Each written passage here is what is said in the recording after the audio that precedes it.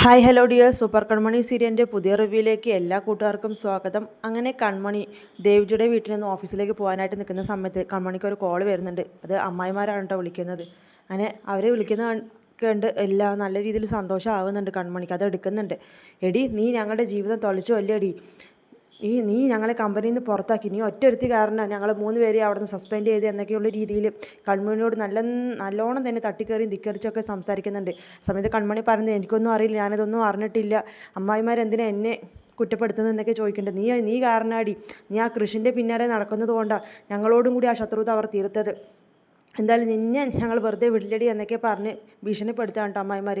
അങ്ങനെ ഒരുപാട് സങ്കടത്തോടു കൂടി തന്നെ കൺമണി ഓഫീസിലേക്ക് പോകുന്നതും.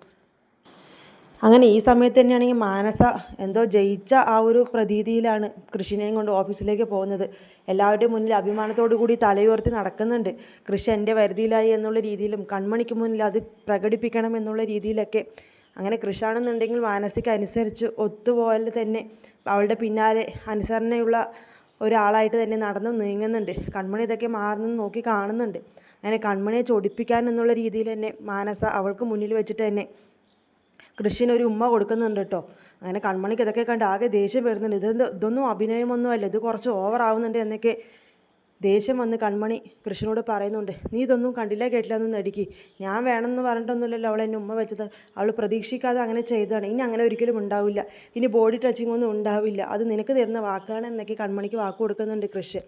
പിന്നീട് കാണിക്കുന്നത് ഭാഗ്യശ്രീയെയും സുമിത്രയും ബാലുവിനെയൊക്കെ കാണിക്കുന്നുണ്ട്. ഭാഗ്യശ്രീ അങ്ങനെ ബലരാമൻ്റെ അച്ഛനും അമ്മയും സാഗറും സുജാതയാണെന്ന് ഉള്ള ആ ഒരു സത്യം അറിഞ്ഞിട്ടുണ്ട്. അത് അവരോട് ചോദ്യം ചെയ്യുകയാണ്. ഏട്ടൻ്റെ അച്ഛനും അമ്മയും ആ സാഗറും സുജാതയും തന്നെയാണോ എന്നൊക്കെ ചോദിക്കുന്നുണ്ട്. എന്തായാലും അത് ഞാൻ എന്തായാലും ഏട്ടനെ അറിയിക്കാനായിട്ട് പോവുകയാണെന്നൊക്കെ പറയുന്നുണ്ട്. എന്നാൽ നീ അറിയിക്കുന്നൊന്ന് കാണണം എന്നൊക്കെയുള്ള രീതിയിൽ അവരും തിരിച്ച് വെല്ലുവിളിക്കുന്നുണ്ട്. അങ്ങനെ ബലരാമനെ കാണാനായിട്ട് ഭാഗ്യശ്രീ ജയിലിലേക്ക് പോകുന്നുണ്ട്.